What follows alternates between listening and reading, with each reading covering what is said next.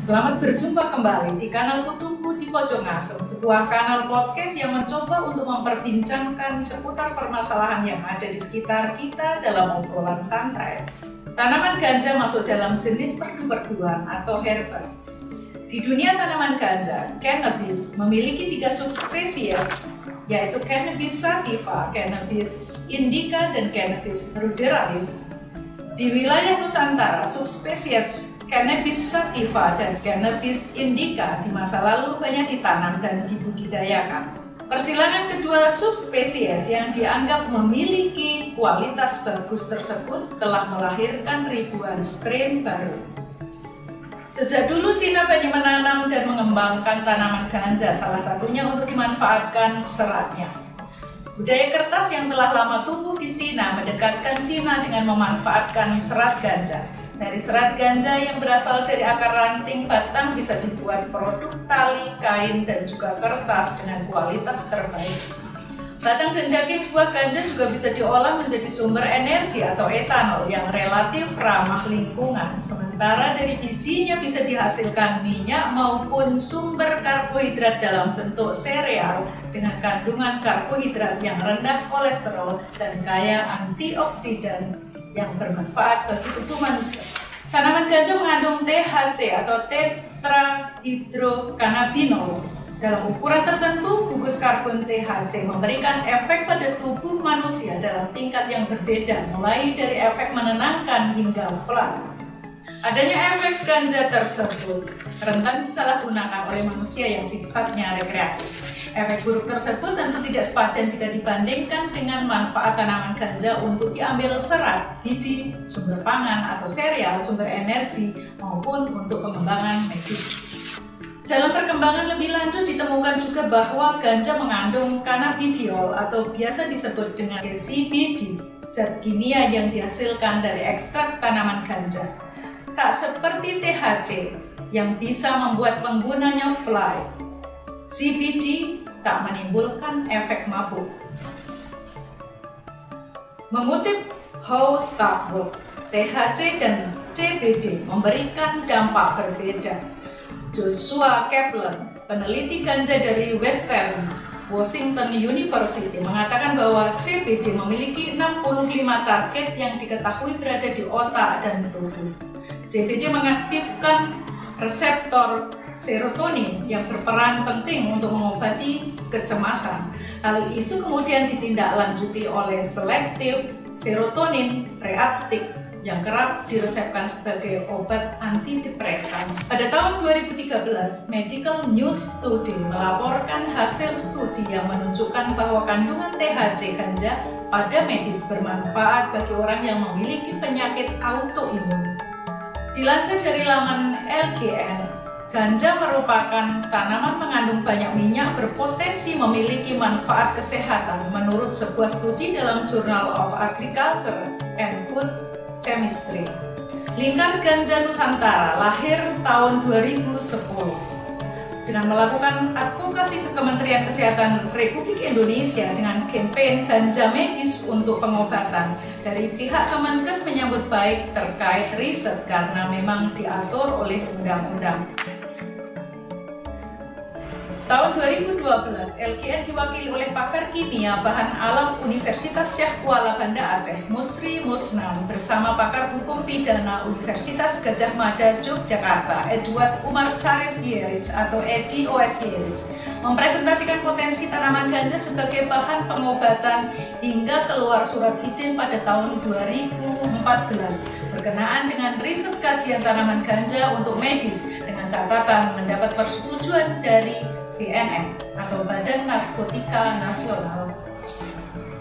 Pemanfaatan ganja menjadi permasalahan global di mana sebenarnya sistem tersebut dibentuk untuk memungkinkan hanya negara-negara besar saja yang memonopoli tanaman ganja dan pemanfaatannya. Bagaimana caranya memonopoli tanaman ganja? Caranya dengan kriminalisasi. Itu yang terjadi. Hanya negara-negara tertentu yang boleh menanam dan melakukan riset terkait tanaman ganja, diantaranya Amerika Serikat, Cina, Israel, Inggris, Rusia, Perancis, berikut perusahaan obat farmasinya. Ini paradoks. Ketika di Indonesia tanaman ganja ilegal, justru negara yang pertama kali mengilegalkan ganja, yaitu Amerika Serikat.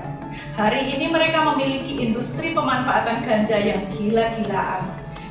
Di saat hari ini kita dipaksa menerima bahwa ganja bisa disalahgunakan, justru sekarang Amerika Serikat sendiri mengakui bahwa hal tersebut merupakan kekeliruan. Memang ada yang bisa disalahgunakan, namun juga ada yang bisa dimanfaatkan secara besar-besaran oleh industri. Pemanfaatan tanaman ganja dalam kerangka isu medis dihadapkan pada kenyataan di mana industri farmasi dengan pengobatan tradisional yang kerap diposisikan bertolak belakang. Dalam pijakan kajian yang digunakan oleh LGN, pemanfaatan tanaman ganja dalam realitasnya masih belum diakui sebagai bagian dari kebudayaan Nusantara. Saat PBB mengeluarkan konvensi tentang narkotika dan untuk pertama kali memasukkan ganja ke dalam narkotika setara dengan kutau, opium, heroin, dan lain-lain tahun 1961. Pelarangannya waktu itu adalah zat, sementara ganja sendiri merujuk pada fisik tanaman. Melalui propaganda yang intensif, tanaman ganja dimasukkan kategori kriminalisasi bagi pengguna pengedarnya. Pada era pemerintahan Presiden SBY mulai ada badan yang menangani tentang narkotika, Badan Narkotika Nasional. Kampanye War of Drugs secara serius. Statusnya meningkat menjadi darurat narkotika pada awal masa pemerintahan Presiden Joko Widodo. Benarkah privilege yang dimiliki Amerika Serikat, Cina, Rusia, Prancis, Inggris ditambah dengan Israel sebagai upaya perang global terhadap dampak buruk ganja yang dimasukkan dalam kategori narkotika? Atau adakah kepentingan lebih besar di balik itu? Monopoli ganja yang kaya manfaat misalnya? Simak obrolan berikut sampai selesai bersama Peggy Kutu di Pojok Ngasem.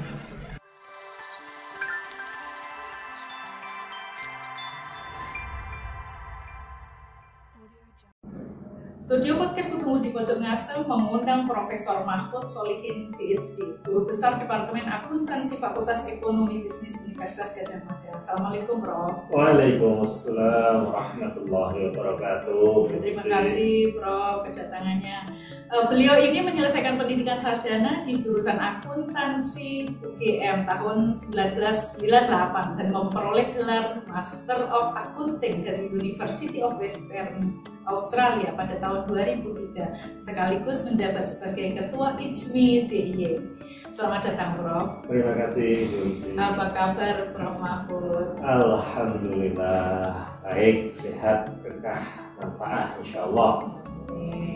Masih suka nonton film tentang akuntan, Prof?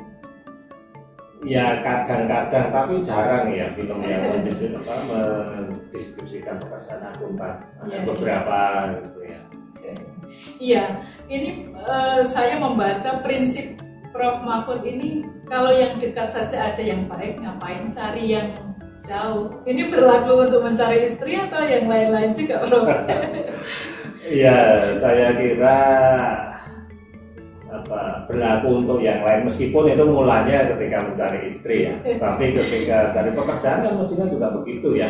Termasuk ketika mencari pahala itu. Ya, kalau yang dekat tersedia ngapain cari yang jauh-jauh. Nah, gitu. Ini juga prinsip akuntansi loh, Bu Putsi. Oh iya. Iya, jadi minimizing cost. Betul. Lebih ngirit lebih baik. Yeah. Dan menghasilkan sesuatu yang lebih besar. Insya Allah. Ya. Prof, ini di media massa ini kan sedang dibahas tentang rencana legalisasi ganja untuk pengobatan atau untuk medis. Bagaimana tanggapan Prof? Iya. Ini mungkin yang pertama harus kita klarifikasi. Tapi pertanyaan Bu Puji sangat spesifik dan detail karena sempat beredar yang mau dilegalisasi itu ganja secara keseluruhan gitu ya. Itu mungkin ya semacam hoax. Tapi Bu Puji betul bahwa sebenarnya konteksnya itu untuk medis gitu ya. Nah kalau ditanya bagaimana, ini perlu kita lihat dari beberapa perspektif gitu. Misalnya yang pertama, kalau ini terkait dengan medis, berarti terkait dengan kesehatan. Nah itu kesehatan misalnya dijamin oleh undang-undang bahwa warga negara yang harus dijaga kesehatannya oleh negara. Dan ini mohon maaf karena saya ISMI ya, jadi kawan muslim juga memperkenalkan konsep yang namanya maqasid syariah. Jadi tujuan-tujuan syariah memang salah satunya adalah menjaga jiwa.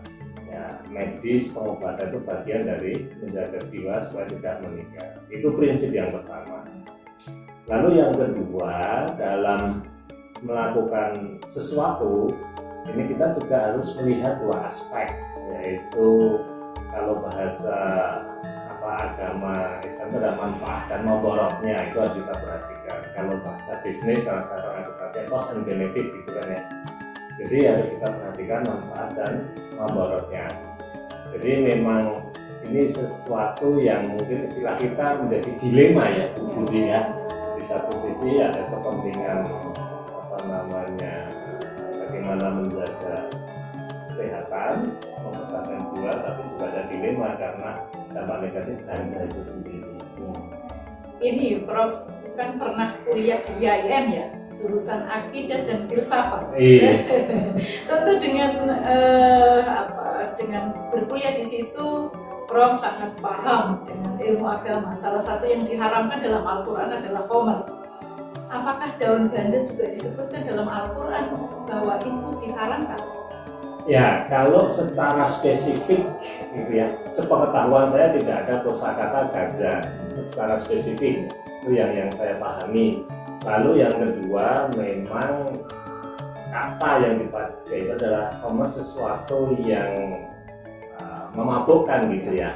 Tapi kembali lagi, ini juga sesuai dengan al-maqasid syariah, tujuan dari agama atau syariah Islam, bahwa sesuatu yang menghilangkan akal ya itu harus dihindari. Ya.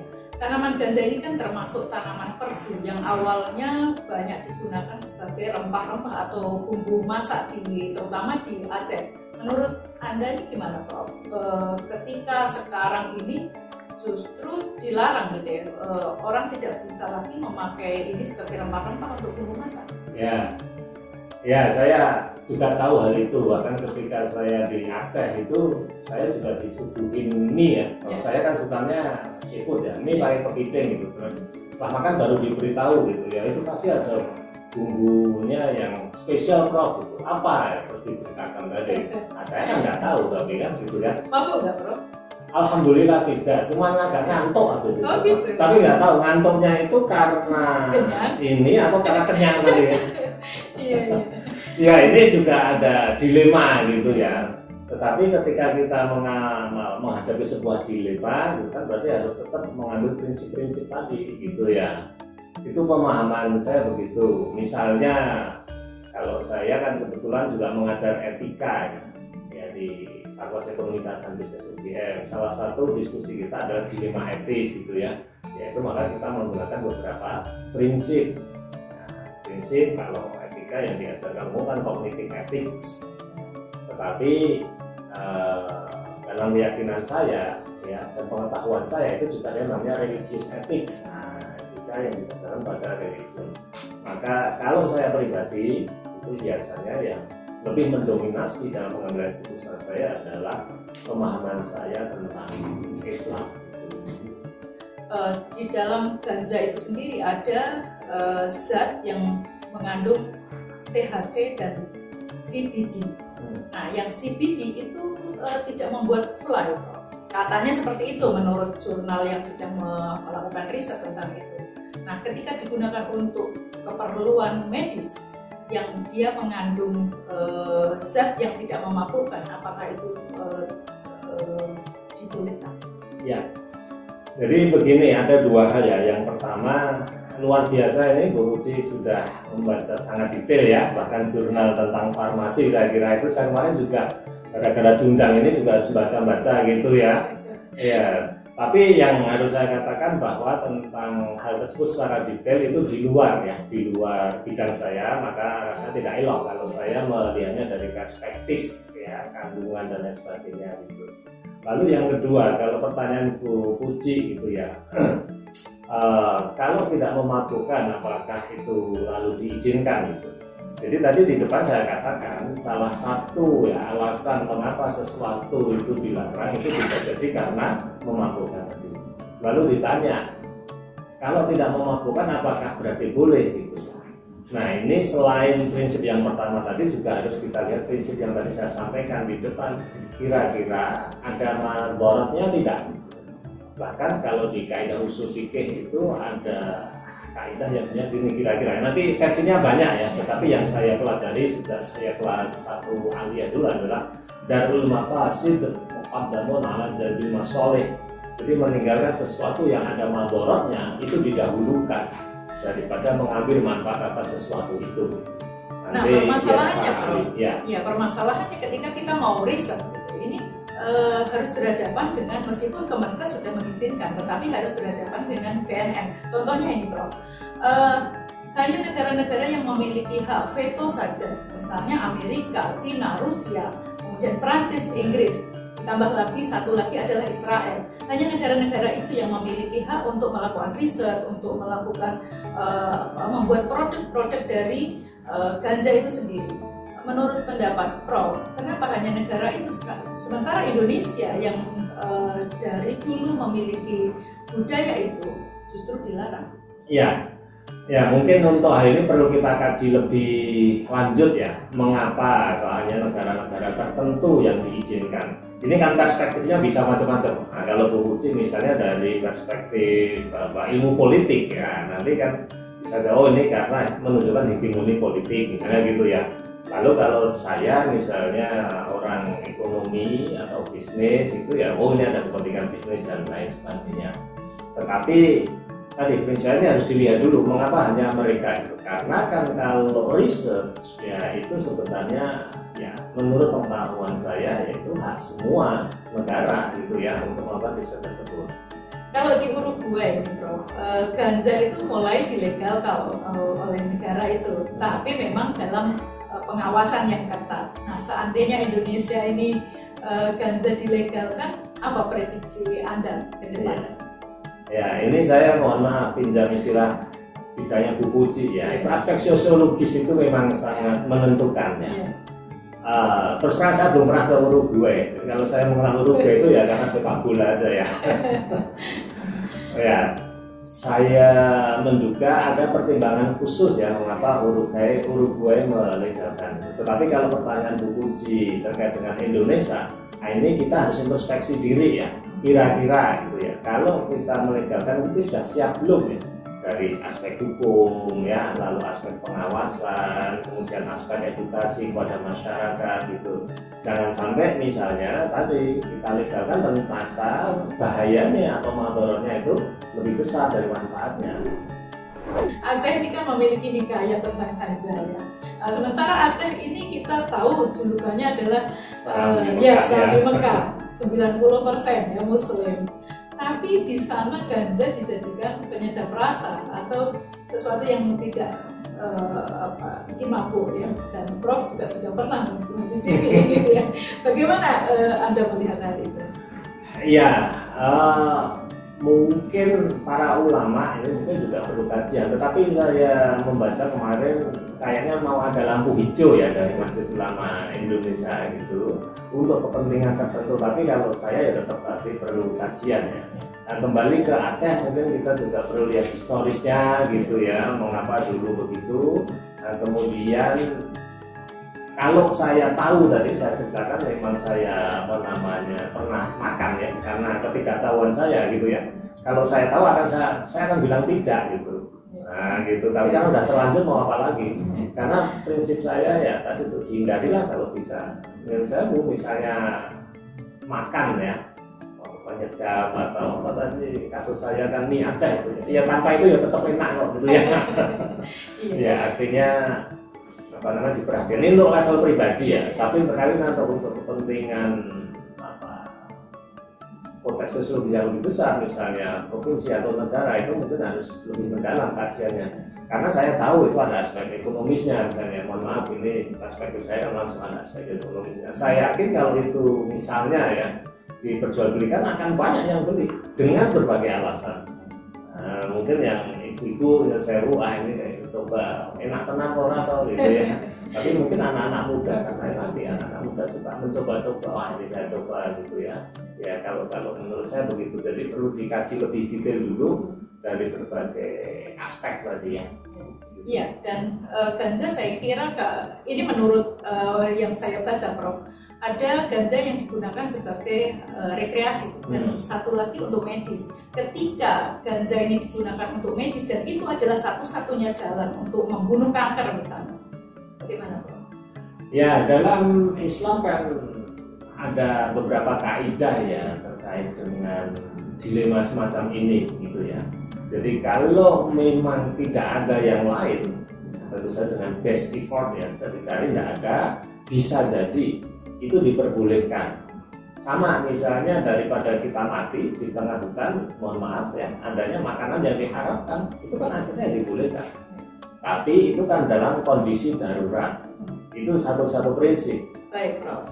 Yang saya baca nih dalam Tajul Muluk atau Primbon, beberapa bahan obat yang disebutkan adalah lada hitam, jinten, gula batu, bunga kanja atau ganja, ovivum atau opium, dan lain sebagainya. Nah, di dalam di buku itu, di halaman resep itu juga disebutkan takaran dan cara mengolahnya menjadi sebuah majun atau pil bulat, katanya seperti itu. Serta ada aturan dosis pemakaiannya untuk mengobati, salah satunya adalah manis darah. Nah, disebutkan masyarakat di sana, di Aceh maksudnya, menggunakan bagian akar dari tanaman ganja dengan cara direbus, kemudian menggunakan airnya, kemudian baru diminum. Nah, hal itu sudah berlangsung turun-temurun dan menjadi bagian kehidupan masyarakat Aceh. Nah, diyakini bahwa di luar Tajul Muluk ya, sebenarnya masyarakat Aceh itu sudah mengenal budaya ganja sudah ratusan tahun. Nah, padahal mereka sangat paham tentang ilmu agama gitu ya. Nah, ini sebenarnya masyarakat Aceh ini sudah mengenal istilah tentang pembenargunaan. Nah, ini menurut Prof sebagai cendekiawan Muslim membaca hal itu gimana, Prof? Baik, luar biasa Bu Putri. Nah, bacanya sampai ke Primbon Arab, bahasa Tajul Muluk ya. Jadi ada beberapa hal ya yang mungkin perlu saya sampaikan gitu. Yang pertama, saya belum baca secara detail. Nah, sekali lagi ini kandungan farmasinya gitu ya. Apakah misalnya dikatakan akar kemudian direbus itu akan menghilangkan daya memabukkan ya gitu ya, atau tidak, itu yang saya belum tahu.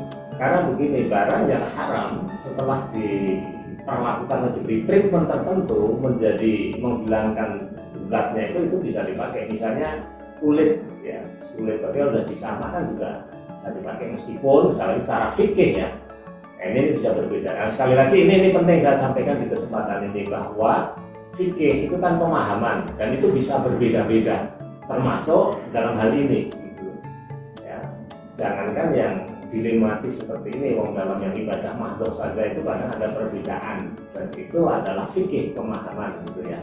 Jadi bisa jadi misalnya hal yang disampaikan tadi itu benar dan sudah diketahui para ulama, mereka mengambil ijtihad membolehkan hal tersebut.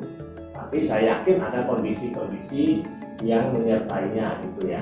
Dan itu sekali lagi kalau dikaitkan dengan masalah agama, karena tadi namanya buku itu beberapa kali menyebut masyarakat Aceh sangat agung dan sebagainya, itu mungkin karena fikihnya atau pemahamannya gitu ya.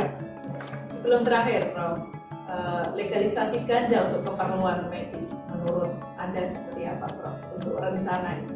Iya. Jadi yang pertama ya, kalau ini untuk kepentingan medis itu kembali ke saya, apakah memang itu satu-satunya alternatif gitu ya. Kalau itu memang menjadi satu-satunya alternatif, menurut pemahaman saya itu tidak apa-apa ya. Tetapi ini ada tetapinya, karena sering itu dilupakan tetapinya. Ini saya khawatir nanti Pak Mahfud membolehkan kok gitu ya. Nah, tetapi yang satu harus dikendalikan dengan baik. Jadi ada tujuan untuk medis, lalu bagaimana proses pengendaliannya kemudian dimitigasi dampak negatif dari legalisasi ini.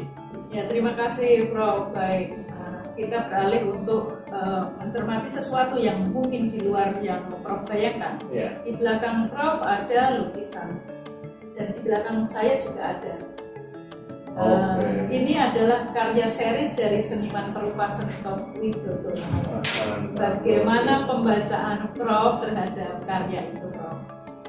Ya, yang pertama saya harus declare saya bukan ahli seni gitu ya. Tidak harus ahli seni, Prof. Iya. Tetapi menurut saya ya bagus karena ini sebuah karya. Nah, itu sudah satu poin tersendiri bagi saya. Orang berkarya itu sudah poin. Kemudian kebetulan yang di belakang saya ini ada wayang ya. Nah, kebetulan saya senang wayang gitu ya. Bagi saya bagus. Kemudian ada penari juga ya. Tapi saya tidak bisa melihat detail gitu ya. Kalau saya pribadi kan memang senang dengan budaya Jawa, khususnya wayang, ketoprak, tari itu saya senang karena memang kecil saya bersama kakek saya yang banyak memberikan ilmu tentang wayang. Kalau ini gimana, Prof? Yang itu saya. Ini judulnya I Love You. Saya fokus pada yang besar ya. Itu ada Garuda Pancasila di dalam dada, lalu luarnya ada jaket gitu. Mungkin itu menunjukkan I love you Garuda Pancasila full gitu ya. Saya kira itu kesannya sih bagus ya. Satu poin penting saya kira sudah tidak saya mengkonfrontasikan Pancasila dengan Islam. Edisi ke-23 pameran Tunggal Satu Karya merupakan solo artwork exhibition SAI edisi kedua periode kedua dengan presentasi dua karya drawing painting dari seniman perupa Sentop Widodo.